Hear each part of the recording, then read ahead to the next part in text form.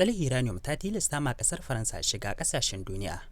domin cikito mafita da madogara bayan da kasar ta fuskanci babban koma baya akan harkokin tattalin arzikinta a shekarar da ta gabata da sabon kalubalen da take fuskanta yanzu. A wannan karin ta fice daga yankin Sahel inda ta yada zango a kasar Botswana, wani babban abu wanda ya sha bamban da wanda aka saba gani a shekarun da suka gabata. Sabon wuri, sabuwar fuska, sabon aiki. Bayan da Nijar ta haramta ma kasar ta Faransa amfanuwa da tarin uranium ɗin da yake cikin kasar ta fada cikin babban yanayi wanda ba ta yi zaton za ta fada a cikin shi ba tsawon lokaci. Ga yunwa, ga abinci sai dai ba da marci. Wannan shine halin da kasar ta tsunduma tsawon lokaci sama da shekaru 2.5 kusan shekaru 3 a halin yanzu. Duk da amfani da hanyoyi daban-daban kama daga ƙarfi, dubaru, wayo wanda kasar ta yi amfani da su domin ganin ta janyo ragama ko hankalin Niamey a cikin wannan al'amari, sai dai har zuwa wannan lokaci babu wani canji da aka samu, kuma Paris ba za ta ci gaba da jure wannan al'amari ba. Hakan ya sanya kasar ta tilasta ma kanta shiga wasu kasashe domin ta farauto ko sabuwar amina da za ta ci gaba da samun amfanin da take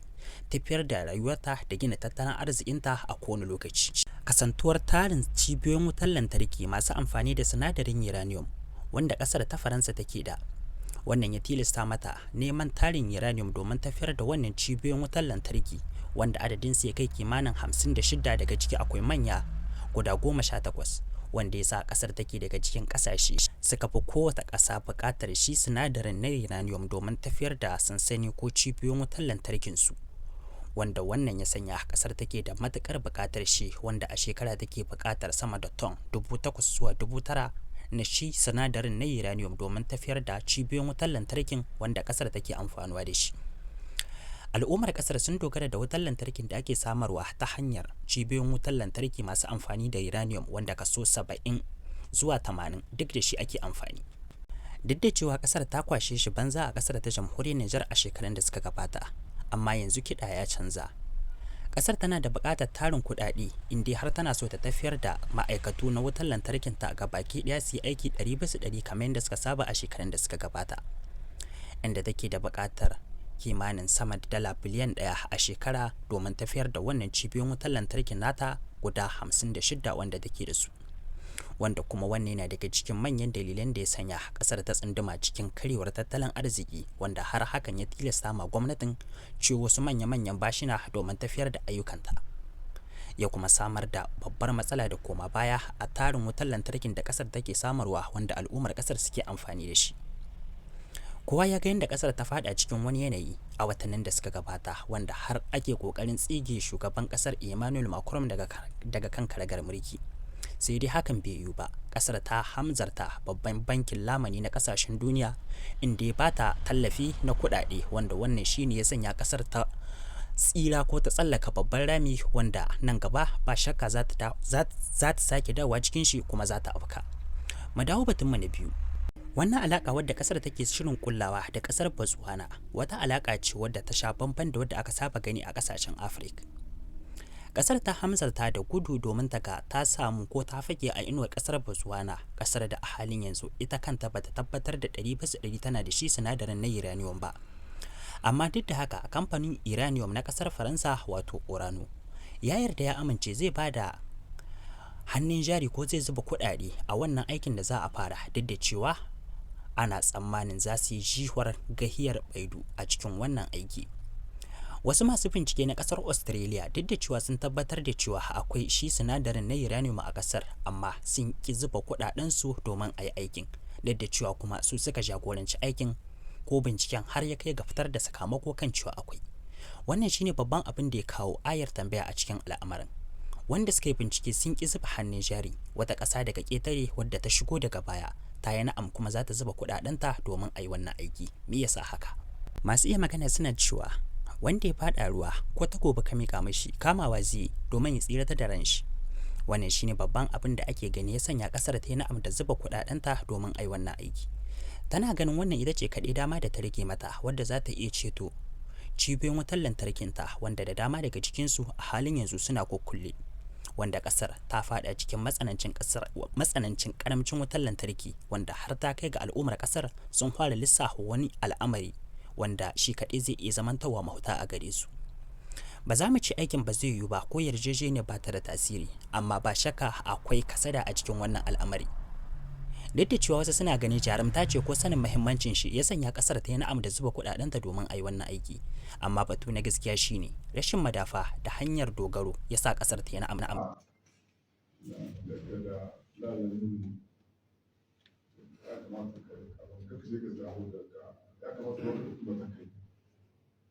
da su ba da gaskiya suka yi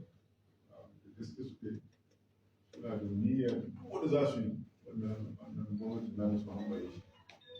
saboda suna takaicin an abu ga an kwace musu abinci an kwace sun saba su kwashe banza yanzu an ce ba haka nan bane dole sai an zama an tattauna in ba dole ta zama musu ba za su zo zauna sai dai ta zan tilas babu za a yi kuma za mu tilasta musu insha Allah don wurin da a ce gida wasu rayukansu da sun gwada kuma su jawo a kan za a fara ma ta an kayan musu addu'a wasu rayukansu na san ba abin da ya wuce rai to su jawo su rayukansu da su gwada wasu hannun da suke cikin da jihu a kwanda su da ke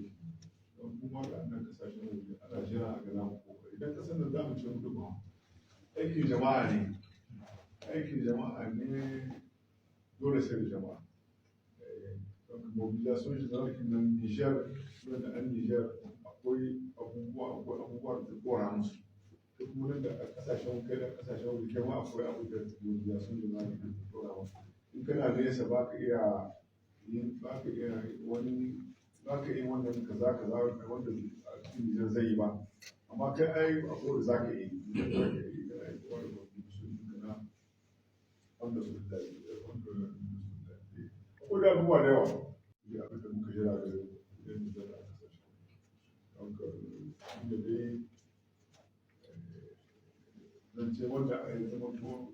da mahimmanci a duniya shi ne wancan dukkan sai fara masu mahimmanci na wani dukkan sa da ci abubuwan da suka suna hanyar yan ta'adda da wani ne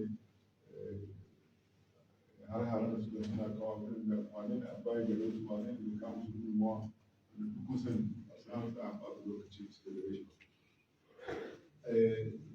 kuma duk abubuwan da muka da muna kwatanta ka shirka kuma da wani muka ga da muka fara cin more su haka ne kuma wannan abin da gani na da wuri kuma da Allah sai labari bayan shi kuma bayan sai labarin nan mobilization general da akwai ba ka samu shi haka ba wanda zai zama iske ka ko kai da kana da bawa ko yaro ko wani abu da za ka ce mishi da shi ta yi kakari sun yi ba su babu da ba za su yi da muku so su garin tun da muku so wala in ba jashe sai mun kai ba za mu ba za su ba mu da ba za su ba mu da ba don ka amma muka duk abubuwan da muka da muna kan ba za a ganin su da na da irrigation kuna gani a cikin da su yau ko samun shinkafa amma ka san shi Allah ba wani bai iya ba shekarun jiya kullum suna ta rafi yi magana na tsoron nan ya ce bara sakon hancu shiga abin da bai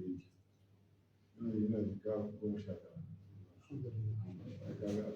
yau sakon shinkawa akwai hannun shiga ta fuskar sa wannan abin da a wajen bantikar ne da zantuwa bantikar sani yau hannun shiga fuskar sa abubuwa ne wanda Allah na ke kasa wannan bayan da wani kwantar da bayanai na wani na wani kaga Allah sai ya kama su a ce bayanan da Nijar safai yan miliyan da san su wasu da wani kaga da nan ko dai san da ba su ba kokarin yanzu je su shiga kun ba mu engagement da wuce wannan mun ka sai yawan kai farkon gobe rin da za ka yi kaga ni zan takaita a nan a takaice ka kuma ce da gida nan kasar ku ce da shi kun ga ana yi da abar baya haɗa kan ta goyon baya da shugabannin ku na safara duk abin da kuka ji an ce ana yi ne shi ka koya a baya kuma ana nan muna cikin mobilization general muna cikin mobilization wannan zaɓi ga wannan sahara da aka ta zage-zage bisa abin da ba halin ba da wallahi zage-zage bisa kai da ɗanɗan bisa wani wani ba halin ba ne wala kan mu da wasu ba ta wani al'ada kan mu da wasu ba ta wani halka ba wani alheri kuma duk wanda ka saurara na abu za ka saurara ka gani ko za su ƙara wallahi ka ji tausan su ba abin da yi sheri mutum bai yabo kai mi sheri ka zagi uwanshi ka zagi uwanshi wani abu da uwanshi har da mutuwa yana da rashin kasa ka zage shi akan muna saurara abubuwan da aka rubuta daga nan da libi da wani wani ne wannan koko ya ga amma masu murna abu su daina wallahi ba abu duk da yawan mutum nan kana mishi Allah ya faksan da zai tsare kuma wanda ka zalunta har ka ce babu tsakanin da ka zalunta a zuwa shi ba direct ne babu abin da zai hana Allah ya gani shi ni kullum na ga mutane wallahi cikin mutane ne tsoron duniya ko wanda da zalunta ni sun na zalunta wallahi tsoron kai na san kafar da Allah to ga kare amma wanda babban zalunci ne banza ka ci mishi mutunci ko kai da kanka da kawai kai mai wasu za tsaya ba tun ya san ajiya ko gaskiya da ƙarya ko da ba gaskiya ce na ruwanka ba shi ta kayan shi da shi mutunci ba kai da yi ba inda kai na yi ba sai ka fito ka ce ya min kaza min kaza ko da kai na yi ma ai akwai hukuma ai ba kai ba kara su ga muke ba an kam da wani abin da kamata ka she a silence a biya maka bukatar ka a biya maka abin da ka hannu shi shi ya kasance ya zo idan wanda za mu ba bayani ko shi ne suna har rawana suka zazzaga ta Allah ya ma mutane albarka Allah ya sa mu aiki da abin da ne suka yi yanzu zan ba da magana ciki uku kowa zan fara da president na hukun sai Alhaji Sani Umaru wanda zai yi magana yanzu bayan shi ya yi magana president na Ugaya zai yi magana da president na Magoga insha Allah ko ne a takaice mun fi uku bismillah gode ma Allah idan su da minister na yi maka wanda da zuwa na Sabiya kuma mun dadin wannan tafiya kamar da idan sassan da masalar ya gai kudi a cikin tarihin da gaskiya ba mu san wani iya lokacin shekarun da za mu gai ba mu taba zama minister na a kai da ya taso ya zo nan to alhamdulillah wannan abun muna farin ciki da kuma muna jin daɗin duk da ɗan ne da wanda suke a ƙasar Libya wallahi sun ji daɗin wannan zuwa na sai su rika gani wasu ƙasashen ko wani wajen yau ga shi an zo su yi koyi domin alfahari da wannan zuwa na kuma addu'a da za mu yi da sakon mu shine ƙasar mu Nijar da take ƙasar mu sakon mu kuma shine da addu'a mu da ƙasar mu da sai da su da matan mu Allah ya tsare su kuma Allah ya kare su yadda kuka zo lafiya kuma Allah ya mai da ku lafiya abin da muke fata a cikin ƙasar nan shine mu samu zaman lafiya kuma da haɗin kai da taimakon kuma magabatan mu da suke wannan wuri a zamani idan su da masadar da shi da ɗaya da wanda suke nan duka zama babu abin da za mu yi a kansu a yanzu sai godiya da fata duka wahalhalun da muka sha baya mun koka amma alhamdulillah kuma an gani da sai mu kuma kun yi da muke da kuma da wata muke na sai Allah ya kara musu alhamdulillah kuma kowane lokaci mun da samun shugabanni izantu da waɗannan mutane yadda suke muna jan hankali da kuma kwatanci da kuma har a gama ma da aya tunda abin da cikin wannan wuraren wannan alhamdulillah kuma da mu samu zaman lafiya haka to shi ne abin da muke fata kuma insha Allah sun su da sa wannan da kuma harkar taimako na ƙasa muna kai insha Allah kuma za mu ci gaba kamar yadda suka gaya mana bai jima ba da suka kira mu suna gaya mana ne da sama take bukata da ya kamata mu yi a cikin wannan shirin muke Allah da kuma za ku zama za mu da duk inda ɗan Nijar suke za mu da mu kai musu wannan sakon da kuma sakon na addu'o'i da kasar mu da magabatan mu da wani ya Allah da za a yi sai ya tar anan kasar Libya tana da wani abubuwa da kuma wanda wajen baki suna tsayuwa sosai ana kan samun matsaloli amma a haka da ma insha Allah za mu ta Allah yana tare da mu kuma suna tare da mu za mu isar da wannan sakon kuma sakon da mutane suke so su yi shine abu bidiyo ne wanda wallahi kuma suna bakin kokarin ba wuce ba kowane sako da yan Nijar suke son su je an ce an buɗe hanya suna taya cikin aminci mun san ba mu da gaskiya mun shigo ba bisa ka'ida ba amma wannan kokarin suna yi da yake kasar kamar kara mu biyu kowane lokaci suna kai kawo abin da ya shafi wanga bangaren da wanda ya shafi bangaren bangal misali wajen sama haita mun tabbata suna yi to kasar ne da yake biyu da dole sai an gama da akwai mutanen an bi su a hankali a hankali mu samu a ce hanyar na an buɗe su muna da mutane suna da yan uwan kuma wanda suke cikin hijira amma ba a sake su ba su kasance a ce an ɗauke su cikin aminci an kai su Nijar to kowane lokaci suna rasa ga wannan jama'a shi mutanen ne da muke tare da su da sai an gama da hakuri da addu'a kuma a ji su da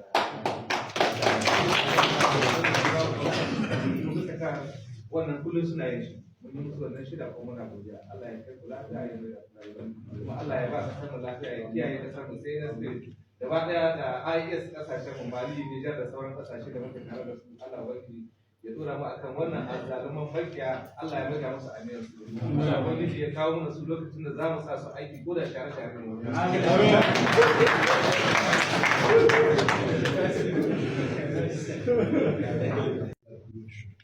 Comme le finance, monsieur le ministre lui-même a remarqué en personne la convivialité et la communauté est soudée. Pas seulement la communauté nigérienne, toutes les communautés africaines ici sont ensemble. Avec le Niger, ça n'a pas commencé aujourd'hui. Avec le Burkina aussi, c'est pareil. Nous avons une très forte communauté ici. Et là, pour commencer, nous souhaitons au niveau des hautes autorités de l'AIS, c'est que nous sommes nombreux ici, beaucoup sont là. Nous sommes en situation irrégulière.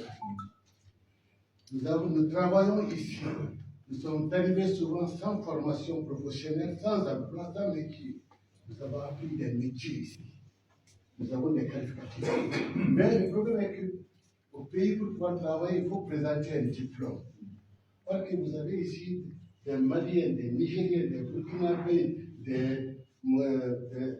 des Guinéens qui peuvent vous construire des étages HLM, des ouvriers qualifiés dans l'univers un peu dans tout. Mais nous souhaiterons qu'au retour, parce qu'on est en train de préparer le retour, mais si je retourne au pays, qu'est-ce que je veux faire? Et nous demandons aux autres autorités de nous préparer des structures de retour. Et ici, on a commencé, bien que les communautés sont très bien organisées, et les communautés sont ensemble. On est aussi de la cause à être, mais nous sommes de la communauté aussi. Nous sommes tous ensemble pour considérer nos efforts. Et là, parmi cette même communauté, ceux qui sont prêts à partir au pays, on peut les recenser. On est en train de faire la sensibilisation. Depuis la signature de la charte, du livre Tchako Gourma, jusqu'à la rencontre de Niamey, jusqu'à la rencontre de Bamako, tout ce qui se passe,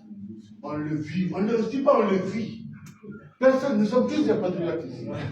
Tous des patriotes. Nous, on ne doit pas, quand on entend qu'il y a des attaques ici, des par-ci, par-là au pays. Mais nous sommes aussi des soldats. Nous sommes derrière vous. Nous véhiculons vos messages, les messages de nos plus hautes autorités. Les patriotes qui se sont sacrifiés, ils ont sacrifié tout pour leur peuple. La souveraineté, on ne l'acquiert pas facilement. Le choix stratégique aussi, que vous avez ébauché pour le choix stratégique, pour le choix des amis, des partenaires, ce n'était pas quelque chose de gagné, vu des accords depuis les indépendances. Ce n'était pas facile. Et là aussi, la chose la plus importante est que vous avez décidé, tout ce que vous allez faire, c'est prendre l'intérêt supérieur des ressortissants des pays de l'AIS. C'est pourquoi nous sommes prêts à faire ce sacrifice. Nous avons attendu la mobilisation générale. Mais avant la mobilisation générale, à la rencontre de Bamako, le président, le capitaine Ibrahim Traoré a dit l'hiver noir. Et puis à ce moment, nous, on s'était préparés. On ne peut pas déraciner facilement avec la main les troncs de baobab. Et le volcan qui surgit des profondeurs de la terre, l'eau ne peut pas l'éteindre sur place. Donc, nous avons vécu la fête des Noirs. On a survécu, nous. Après la fête des Noirs, on a vécu la colonisation. On a survécu. le néocolonialisme, l'impérialisme, on est là, on a le fou. Nous sommes un peuple de guerriers, des Sahéliens. On n'a jamais